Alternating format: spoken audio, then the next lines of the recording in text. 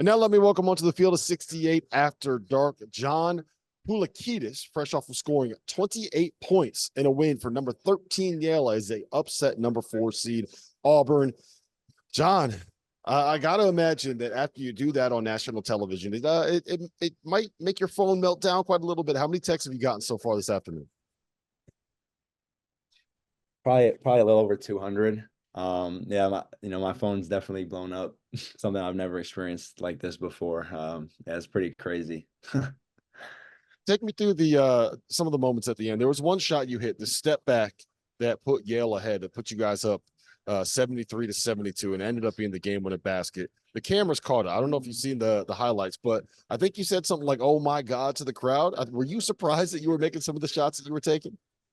Um, I definitely wouldn't say I was surprised. It was just a great feeling. I sort of just blacked out in that moment. I was locking eyes with my parents almost the entire game. And in that moment, it was the same situation. I was just looking at my mom and was sort of seeing the crowd go wild. Yeah, I sort of just blacked out. When did you realize that you had it? When did you realize that you were shooting this well when you were going to have a game like this?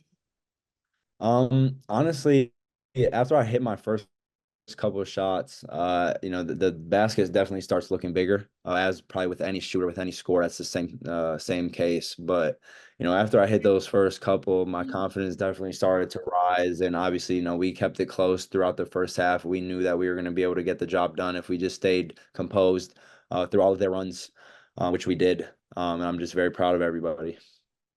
When you guys got down by 10, I think it was midway through the second half, it felt like it was kind of turning towards Auburn, right? The tides were turning. It's not often when you see some of these underdogs, some of these Cinderellas like you guys find a way to be able to come back from a deficit like that. What were those huddles like? What was those team moments like? How did you guys find a way to dig deep and make that run? Yeah, I think that was a key point for us to win the game. As far as what Coach Jones had stressed to us in scout was that we had to stay composed and stay together through their runs. We knew that they're a great team on both ends of the ball, and that to get the job done, that we were going to have to stay calm, cool, and collected throughout the course of the game, all the ebbs and flows. And then during that stretch, the main message was just, that we've been here before. um, you know, take you back to a week ago when we were down 6 with 30 seconds left, and an insane comeback to put us in this position to be in March Madness. I mean, the resiliency that we've showed the last couple of weeks, just to reiterate, I'm just so proud of everybody in our locker room. And to answer your question, the conversations were mainly just about staying focused and staying together. Do you guys ever play normal games, or is it always these like ridiculous comebacks, these thrillers, these nail biters? Unfortunately, we can't have every game be a 30-point blowout where we're not sweating a bit. I think, that's just the nature of competition and the beauty of competition. We've been on the bad side of some blown leads. Obviously what happened in Vermont was insane. And just to be on this side of it is just amazing. So one of the talking points on social media during this game was how good your haircut looked. My sources are telling me that the barber might have made the trip out to Spokane with you guys. Yeah, there's no secret. My barber is actually my roommate and teammate, number 24, Yassine Garam.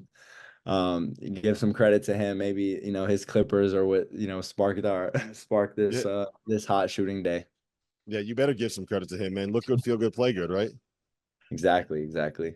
How often do you get a haircut from him? Are we talking like once a week? Are we talking about before every single game? Yeah, it sort of depends. I would probably say, closer to once every couple weeks. It just so happens we actually live together back in New Haven. We got an apartment together, so it's super easy because my hair right at the crib. So it's definitely very nice. All right. So I actually grew up in New Haven, right? And I got a very important question to ask you. And everything that I think about you as a human being is going to be determined by the answer you give me here. I have a Sally's, feeling. Pepe's, Moderns, the parties. What do we got? Honestly, I'm a pretty big Sally's guy. The And right decision. actually, what I actually do love, I love Bar Pizza. Not You're probably familiar with Bar. Oh, I I am. think I think they've got great pizza as well. But I don't pick anything in New Haven over Chicago's very own Lou Malnati's back home. Sorry to do it to you. Well, look, I'll give it to you because I know you're from the area, so we'll allow that in this situation. Is there any truth to the rumors that you learned all of these step backs and you picked up all this game from watching Justin Simon playing noontime hoops? You know what, Coach, I've definitely seen Coach Simon get some buckets in noon hoops. He's definitely a big bucket getter. But you know, I love all our coaches. They're tremendous. They keep us going. They keep us focused. And I would not choose any other group to have, you know, got this special win with. All right, I got two more serious ones for you. The Yep. Ivy League as a whole, right? Everyone remembers last year, 15 seed, Princeton makes their run in the tournament. This year, you guys making the run as a 13 seed.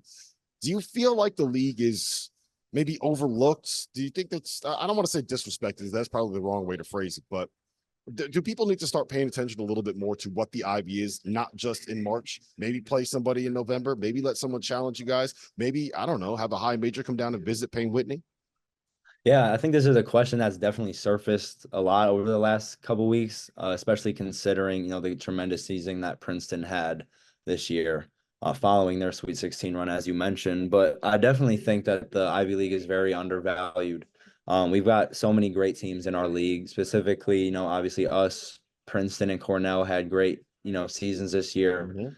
Mhm. And yeah, to your point, I definitely think that the league is very undervalued. I think, you know, it's hard for probably us top three teams to schedule high major games just because, you know, these Power Five programs know that what we bring to the table. So yeah, I definitely would say, you know, not maybe, you know, like you said, not necessarily disrespected, but certainly undervalued. So you guys have coming up next the team that made it to the national title game last season. When do you start preparing for this? Like, have you gotten over the fact that, like, hey, you know what? I just scored 28 on national television against the 4 seed. I was the biggest topic trending on everywhere, every social media platform. And when do you kind of turn that down and say, okay, look, we still got another game to play in 2 days? Yeah. Yeah, I mean, honestly, it's just sort of the way that my brain, the way I'm wired is, you know, I'm really never satisfied. I think that, you know, the celebration really ended once we got to the hotel. Obviously, it was great seeing my parents to share that moment with them after the game, but you know, we're back in the focus, we're back focused and locked in. Because we know that we can win more games, and why not? You know, so we definitely are very grateful to have, you know, got this job done on national television today. But you know, we're back focused, we're back locked in. It's, you know, back to the film room to try and prepare for a great, you know, San Diego State team, great program.